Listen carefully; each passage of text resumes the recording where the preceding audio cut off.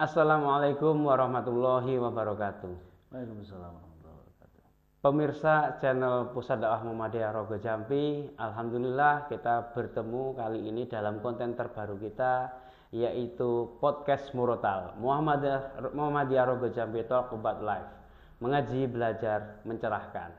Alhamdulillah pada kesempatan kali ini sebagai edisi perdana untuk podcast Murotal, kita kedatangan seorang tamu yang sangat mulia, yaitu Ustadz Atok Faludi SAI. Assalamualaikum warahmatullahi wabarakatuh, Ustadz. Waalaikumsalam warahmatullahi wabarakatuh. Alhamdulillah. Sehat, Ustadz? Alhamdulillah. Ya, jadi untuk sekilas biografi bagi Ustadz Atok, beliau adalah pria kelahiran Banyuwangi tahun 77, lulusan dari Universitas Darussalam Gontor Ponorogo, Ya, Fakultas Hukum Islam. Dan beliau saat ini menjabat sebagai salah satu dari pimpinan cabang Muhammadiyah Rogo Jambi yang membidangi tabligh, bidang tabligh dan dakwah khusus.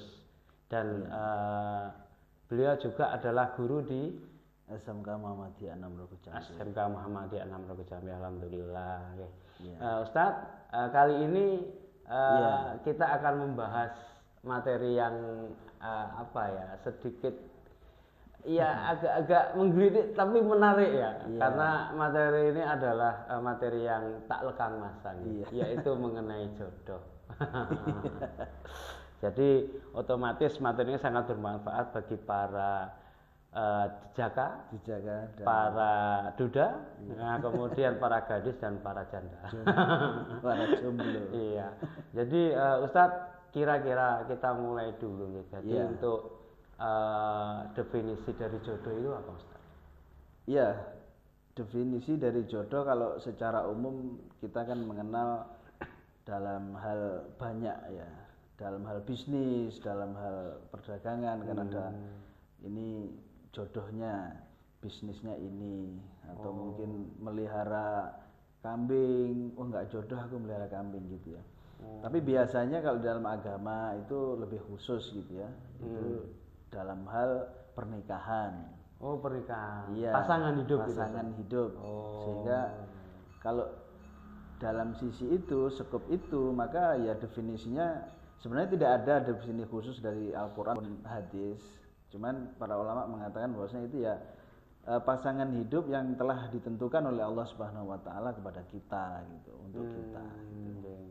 Insyaallah semacam itu ya. Jadi sebenarnya kalau dari definisi yang sangat luas ini, jodoh itu juga bisa dikategorikan sebagai rezeki, ataukah itu ujian atau bagaimana, Ustaz?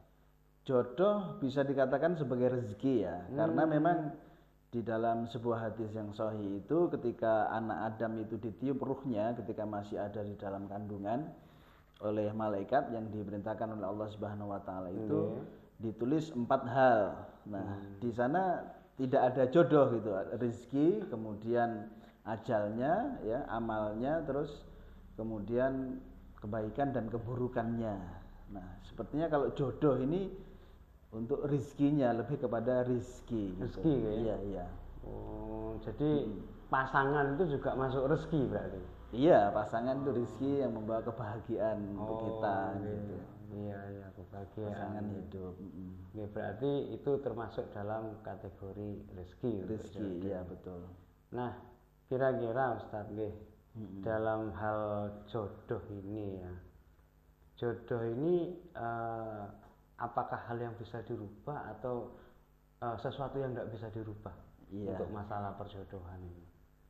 Sebagaimana rizki ya, dimana kita itu bisa merubah takdir, jadi kaitannya sama takdir ya. Sama takdir. Merubah takdir dengan doa gitu. Dengan doa sehingga kita berusaha untuk mendapatkan rizki yang terbaik, berusaha mendapatkan jodoh yang terbaik gitu. Meskipun kita nggak tahu gitu apakah rizki kita atau jodoh kita itu udah berubah apa enggak gitu, kita nggak tahu. Yang jelas kita diperintahkan untuk berdoa gitu, ya, sebaik-baiknya. Doa, adakah mungkin doa-doa khusus untuk ini, Ustaz? Yang saya tahu nggak ada ya, nggak tahu ya, nggak ada di dalam Al-Quran. Mungkin doa yang diajarkan Rasulullah mungkin untuk jodoh mungkin tidak ada. Yang Nggak ada ya hanya petunjuk-petunjuk Rasulullah di dalam kita mencari jodoh kita kan gitu ya. Ikhtiarnya berarti. Ikhtiarnya tadi itu diberi petunjuk-petunjuk ya, diantaranya bahwasanya biasanya wanita itu kata Rasulullah kan dinikahi karena 4 hal ya, karena kecantikannya, karena hartanya, karena nasabnya, dan karena agamanya. Oh iya. Dan barang siapa yang memilih agamanya ya, pilihlah yang karena agamanya kata Rasulullah ya, bidzatiddin taribat yadaka, maka kamu nanti akan beruntung gitu kata Rasul. Jadi agamanya yang harus dijadikan sebagai pondasi utama dalam milih itu tadi. Nah tadi itu yang 4 hal itu yang disebutkan biasanya itu sebenarnya ketentuan dari Rasul, petunjuk dari Rasul. Yang pertama tadi apa? Kecantikannya, kemudian hartanya, nasabnya, kemudian baru agamanya. Ini sebenarnya itu sebagai jalur utama atau bagaimana? Oh bukan, Rasul hanya menyebutkan kebiasaan manusia. Oh kebiasaan. Ini bukan berarti kalau kita nyari jodoh itu ini urutan, itu bukan urutan. Ya. Berarti kebiasaan itu maksudnya lumrahnya manusia seperti itu. Iya, kita kan kalau nyari wanita atau jodoh kita kan mesti itu gitu ya. Ini dari kecantikannya, hartanya, nasabnya itu. Iya. Meskipun juga ini juga nanti yang pertama harus agama. Terus kemudian nasabnya juga harus bagus kan gitu. Terus kemudian hartanya sama kecantikannya itu relatif lah. Yang jelas harus dari 3 ini tadi ya, itu kufu gitu. Harus sebanding gitu. Harus sebanding. Maksudnya sebanding ini sederajat atau bagaimana? Bukan hanya sederajat, tapi dari sisi terutama agamanya ya, yang bisa mengetahui hak dan kewajibannya sebagai suami atau sebagai istri. Kemudian juga dalam hal harta juga sebenarnya itu kita diutamakan untuk mencari yang kufu gitu ya, yang sebanding, meskipun itu juga bukan hal atau bukan hal yang wajib gitu ya dalam hal harta ini, karena kadang-kadang ada yang nggak sebanding gitu, terutama yang wanita yang lebih banyak penghasilannya itu bisa membuat masalah dalam rumah tangga. Iya. Perbedaan pendapatan antara suami istri bisa memicu percekapan rumah tangga itu.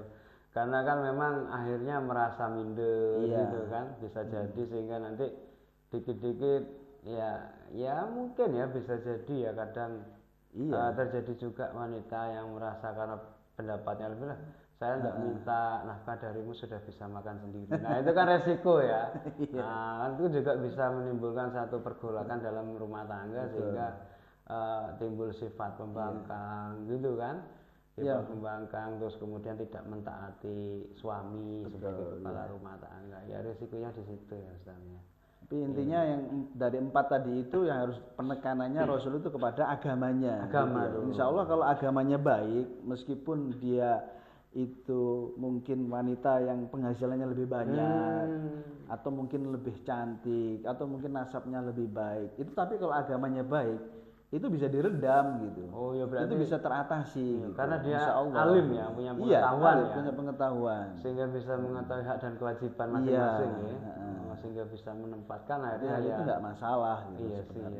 Berarti memang yang diutamakan itu dari ketakwaannya dulu. Ketakwaannya, Fatfar lidzatiddin. Pilihlah yang punya agamanya bagus. Gitu. Kata Nabi. Kan pernah ditunjukkan inna akramakum indallahi atqakum. Ya, jadi kalau di sisi Allah aja baik, apalagi di sisi manusia.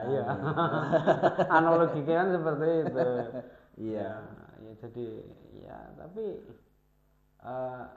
ini terbersit satu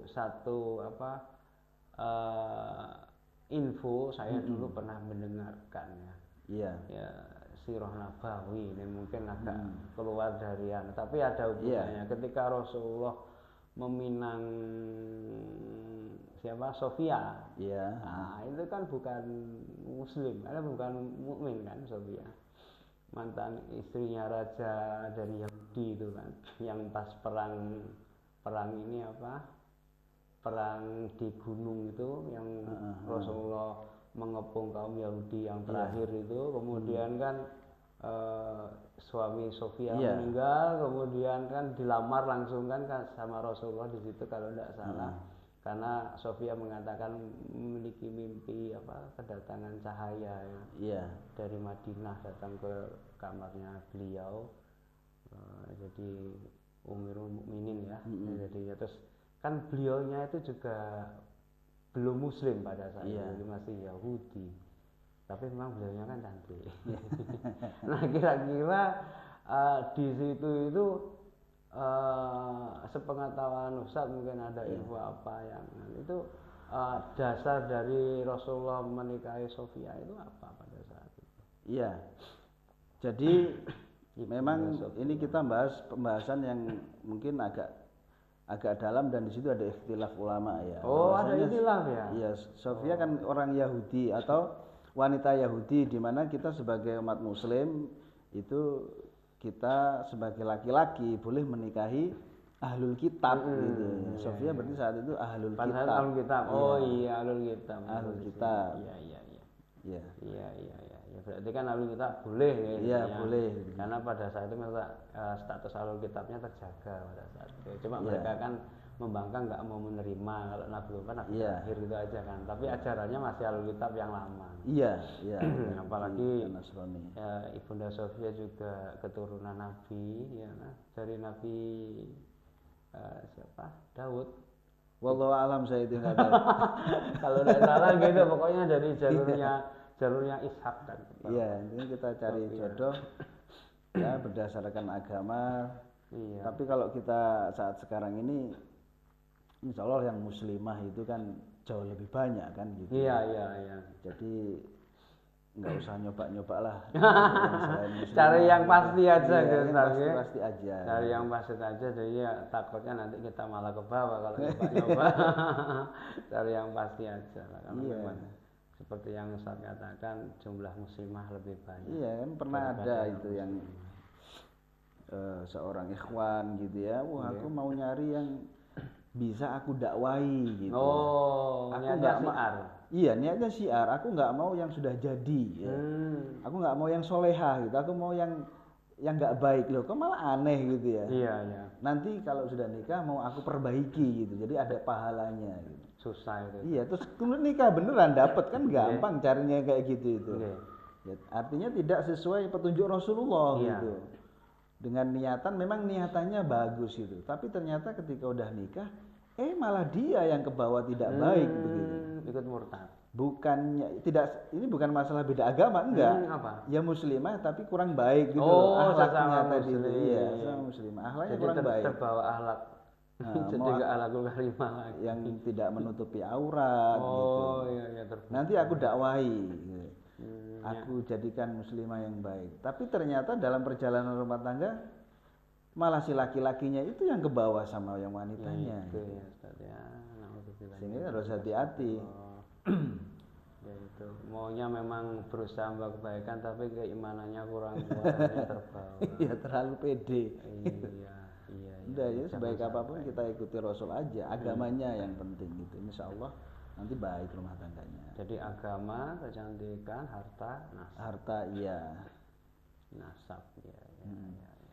Kalau mengenai nasab itu ya Ustaz. Iya. Itu pentingnya nasab itu apa Ustaz? Dalam mencari jodoh. Kalau nasabnya nggak jelas bagaimana? Oh ya tentu saja penting ya. Kan mesti itu anaknya siapa gitu. Karena bisa jadi kalau nasabnya kurang baik kan berarti pendidikan dari orang tuanya kepada anaknya ini kan juga kurang baik kan begitu. Bisa diambil kesimpulan dari situ juga, terutama pendidikan agamanya kan gitu. Soalnya kan banyak Ustaz juga terjadi di luar ya. Ya ini improvisasi ya Ustaz. Terjadi di luar. saya kan nikah sama anaknya, bukan sama bapaknya. Gimana pandangan seperti itu, Ustaz? Ya memang iya, kita nikah sama anaknya. Tapi dalam perjalanan rumah tangga namanya mertua, itu kan selalu ada kan. Jadi kita selalu berinteraksi dengan mereka gitu. Jadi setidaknya mungkin sebulan sekali lah kan ada menjadi keluarga kita, menjadi Iya. bapak kita. Iya. Kan mertua adalah menjadi orang tua kita kan gitu. Ya itu kan resikonya kan kalau orang tuanya nggak baik kan, nasabnya nggak Iya, baik, jadi bahkan mungkin dibawa jauh misalkan ya, dibawa jauh keluar kota gitu.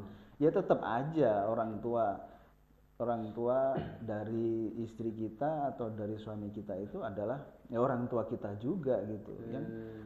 Yang kalau kita nggak bisa sedikit lepas. banyak pasti membawa dampak gitu. Iya, makanya nasab. Sedikit banyak dampak. Ya Jadi harus perhatikan. apa anggapan di luar itu ya kurang tepat ya berarti. Saya nikah sama anaknya bukan sama bapaknya, tapi ya itu kan menyatukan dua keluarga yang berbeda. Betul, jadi dua keluarga yang bersatu gimana pun juga gitu.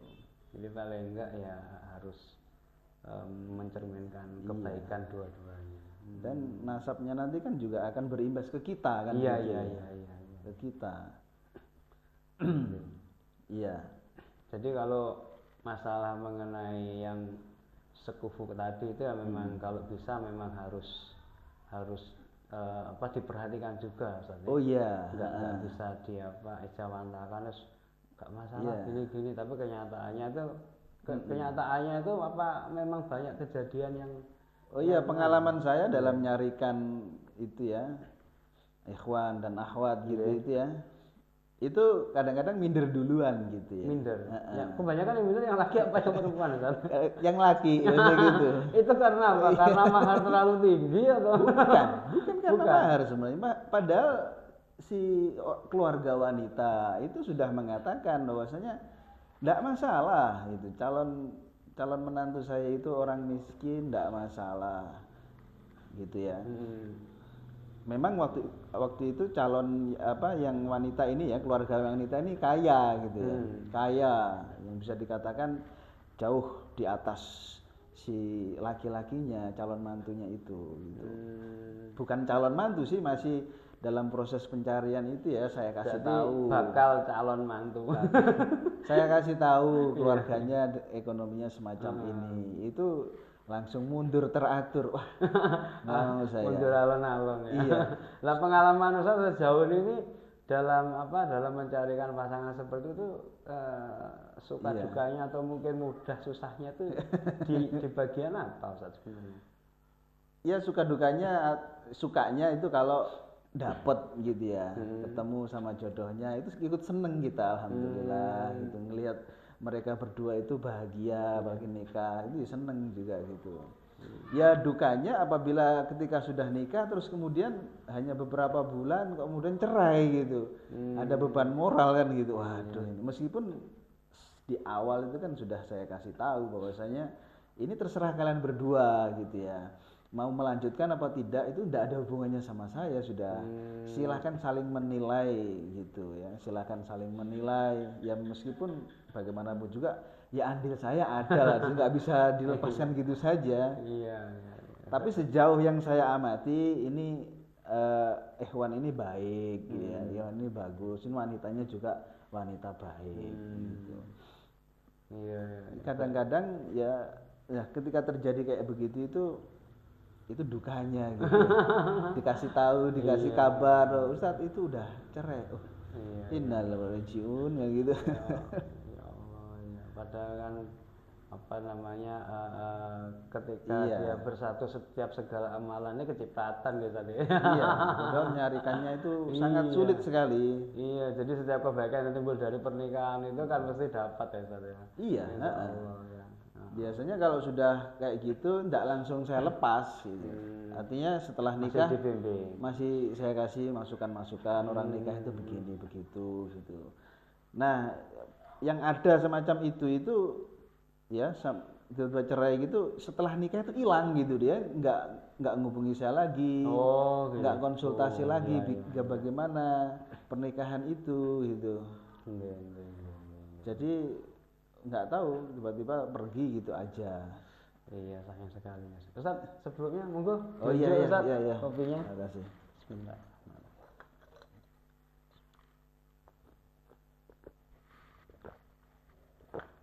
Alhamdulillah.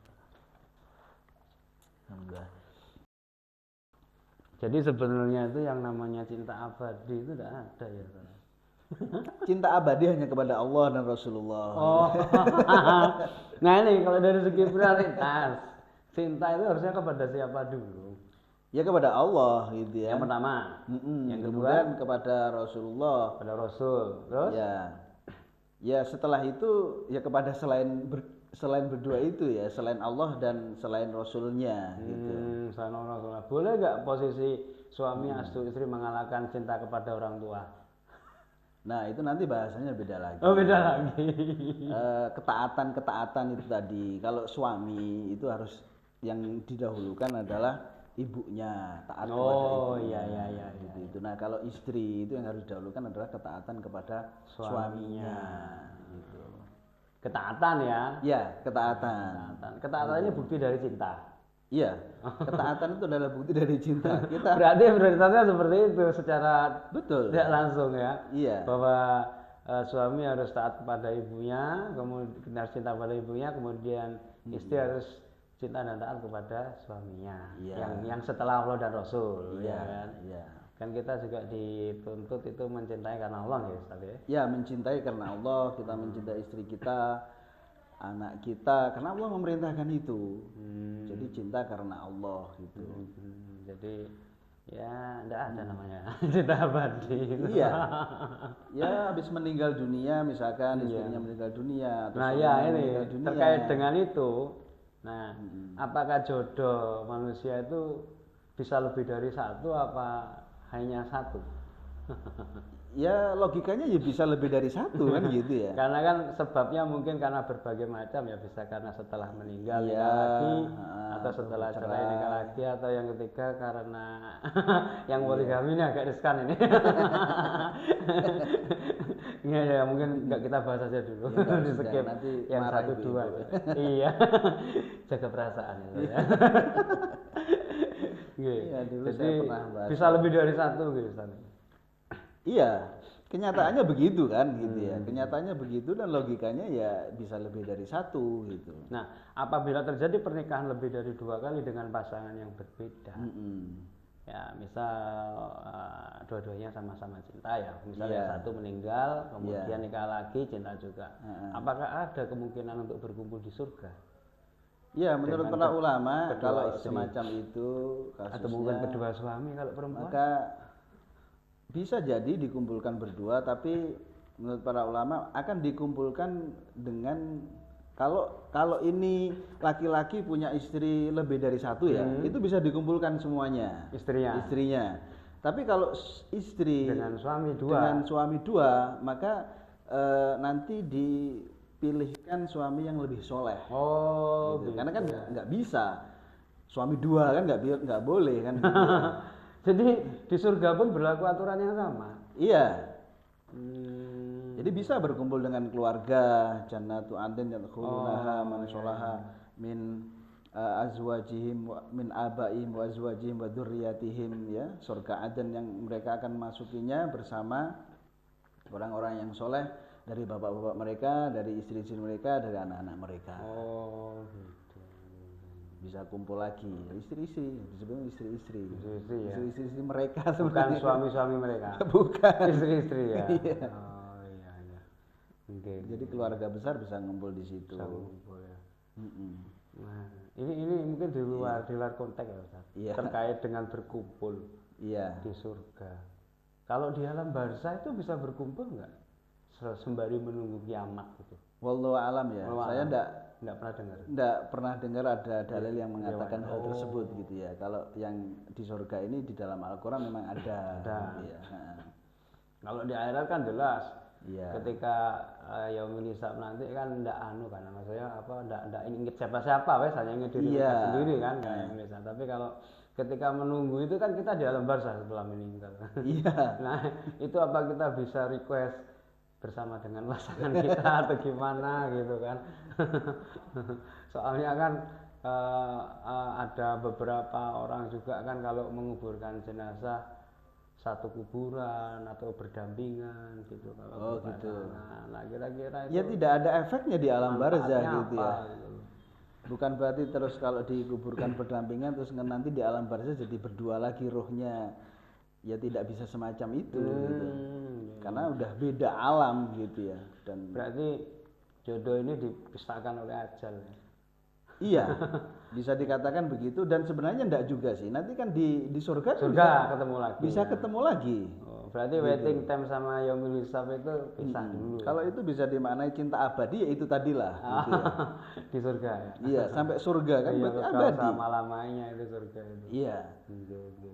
Jadi hanya ada di sana, kalau di dunia enggak ada. Cinta abadi bisa terwujud karena itu karena Allah gitu ya. Karena Allah. Cinta karena Allah. Cinta tadi itu karena Allah Subhanahu wa taala gitu. Sehingga menjadi orang yang sama-sama solehnya kan gitu. Subhanallah. Iya.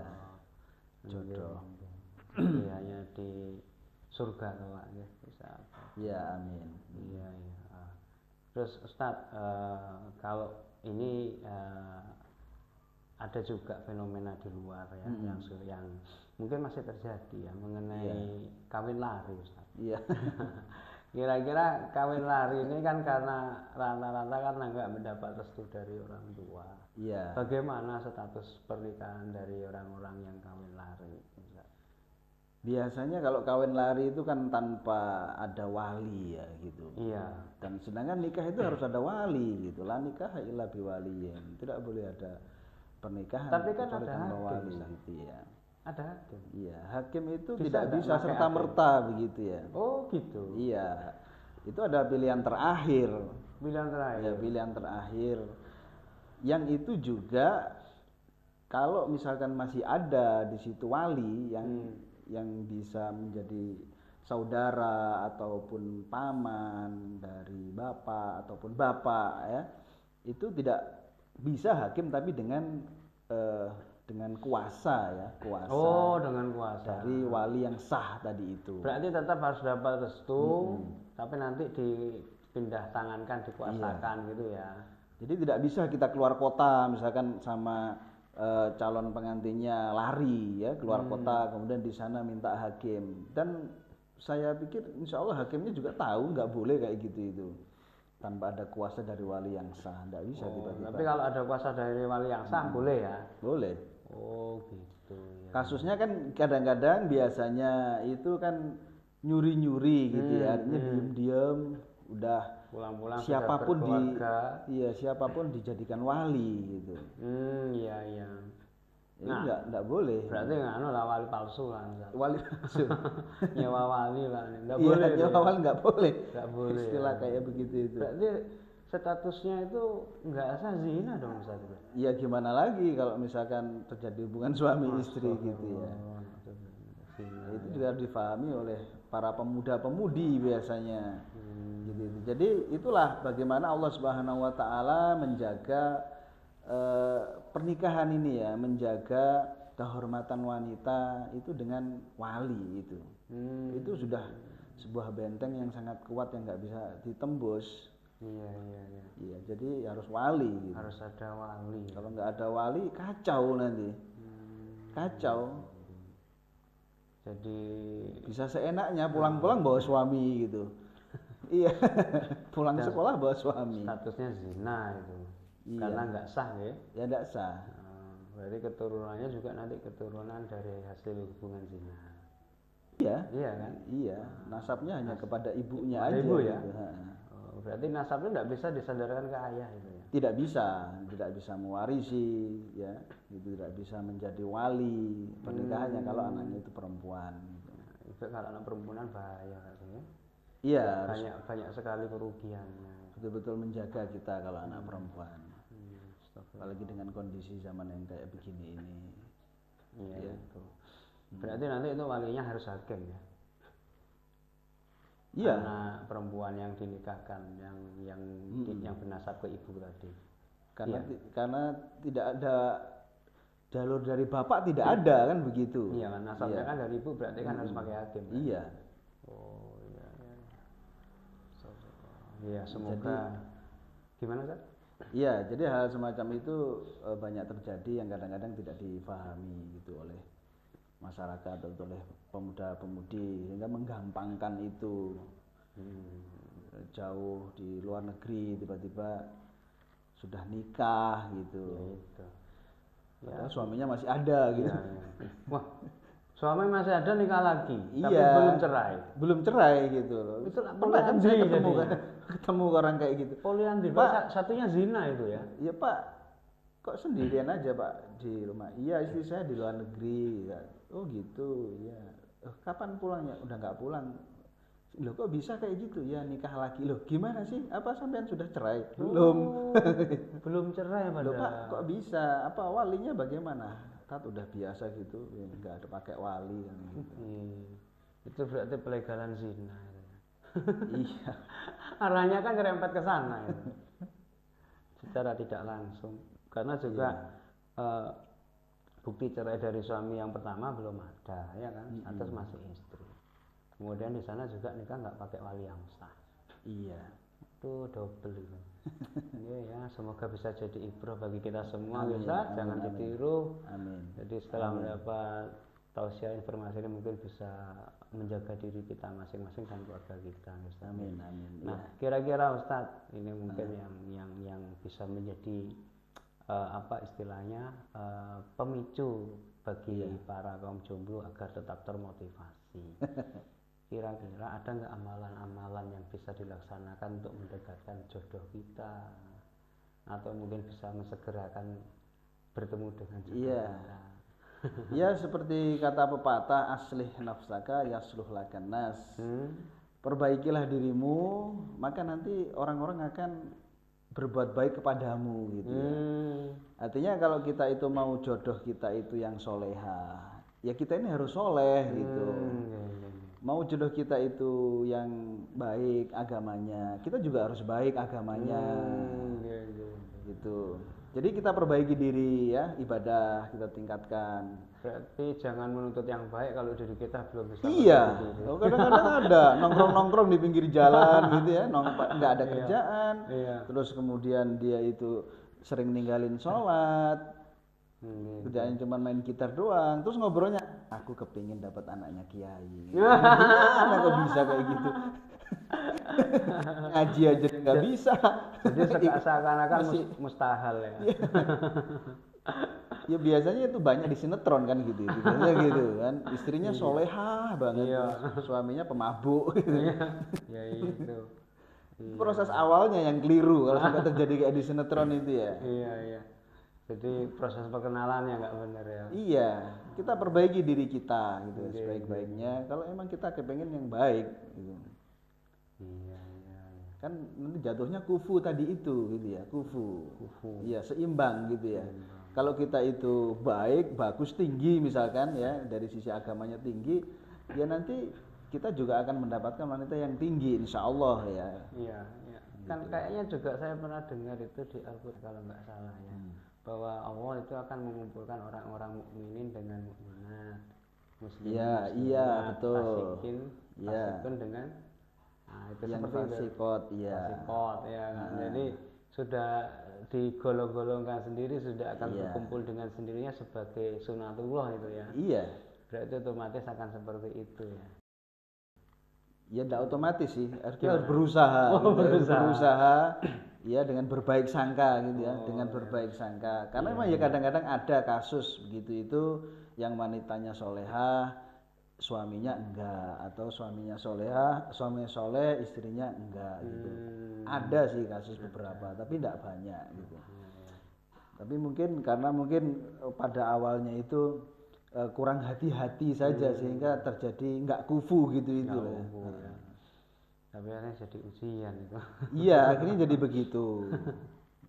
Ya intinya kita berusaha sebaik mungkin bagi yang jomblo-jomblo tadi dengan nasihatnya supaya kita ini nanti juga dipandang baik oleh orang gitu. Yang dekat kepada kita nanti juga orang baik insya Allah gitu ya. Perbaiki diri terus menerus ya. Iya, kadang-kadang ada yang pernah ini kejadian ya. Tat, tolong carikan adik saya untuk adik saya gitu. Nggih. Sholatnya ini adiknya ini laki-laki gitu Nggih. ya. Sholatnya gimana? Aduh Tat, itu Tat kayaknya jarang sholatnya. Ngajinya gimana? Aduh nggak bisa ngaji gitu. Terus gimana ibadah-ibadah yang lain, kayaknya lemah sekali Tat. Gimana saya mau nyariin kayak gini nih kan gitu ya. Mungkin bagi kakaknya itu dinikahin biar berubah gitu mungkin. Iya. Tapi kan jadi beban istrinya nanti. Iya, beban saya juga gitu. Mengenalkan Ini siapa yang pantas kayak begini ya, nih? yang belum memperbaiki diri. Iya, itu sulit saya ngomong kepada orang tuanya, masa ini Pak ada pemuda yang nggak pernah sholat terus rajin maksiat, kan nggak mungkin kamu gitu. Nggih. Jadi ya kalau kita mau cari ini kita harus baik dulu gitu. Jadi yang namanya memperbaiki diri itu tidak ada tenggat waktu sebelum ajal datang. Oh iya. Yang bisa menghentikan kita untuk berubah hanya ajal biasanya. Iya. Ya, kan apa namanya Allah itu Maha Pengampun, ya suka mengampuni dan Maha Pengampun. Betul. Nah, ya kan ada doanya guys. Iya. Sesungguhnya Allah itu Maha Pengampun dan suka mengampuni, maka ampunilah hamba. Betul. Allahumma innaka afuwun tuhibbul afwa fa'fu anni. Ya, doa malam Lailatul Qadar. Iya. Enggak apa-apa sih. Enggak apa-apa. Yang kita baca tiap hari enggak apa-apa bukan kan. hanya untuk malam itu kan Lailatul bukti. Qadar aja. Bukti bahwa tidak ada dosa yang tidak bisa diampuni oleh Allah. Jadi kita itu bisa bertobat sesegera mungkin, kapanpun, tidak menunggu waktu. Segera perbaiki diri langsung sehingga bisa mendapatkan jodoh yang baik juga. Iya, amin. Gitu ya. Optimis juga. Iya, untungnya begitu. Jadi jangan pesimis nggak diampuni, insya Allah. Iya, jangan pesimis nggak dapat jodoh juga gitu. Iya. Allah ciptakan manusia dari laki-laki dan perempuan gitu ya. Iya. Wa ma khalaqal dzakara wal unsa. Jadi gitu ya. Ya ini Ustaz ya, semoga pembicaraan kita, podcast kita hari ini bisa membawa ibrah yang sangat bermanfaat dan tidak membuat putus asa semua manusia yang mendengarkan podcast ini, bahwa Allah selalu menciptakan jodoh bagi kita ya, bahkan bisa lebih dari satu gitu ya. Kalau ingin dapat yang lebih baik, perbaikilah diri sendiri dulu sehingga Allah bisa mengumpulkan kita dengan orang-orang yang lebih baik juga. Amin. Ini kalau kita lanjutkan akan lama. Jadi biar ada sesi berikutnya juga mungkin dengan judul yang lebih menarik, yang masih berkaitan mungkin minggu-minggu depan kita akan jadwalkan. Jadi terima kasih atas kehadirannya di podcast ini Ustaz. Terima kasih sudah bersedia menjadi narasumber bagi kami. Jadi akhirul kalam pemirsa podcast Murotal. Sekian kami akhiri podcast hari ini, semoga bisa membawa kebaikan. Assalamualaikum warahmatullahi wabarakatuh.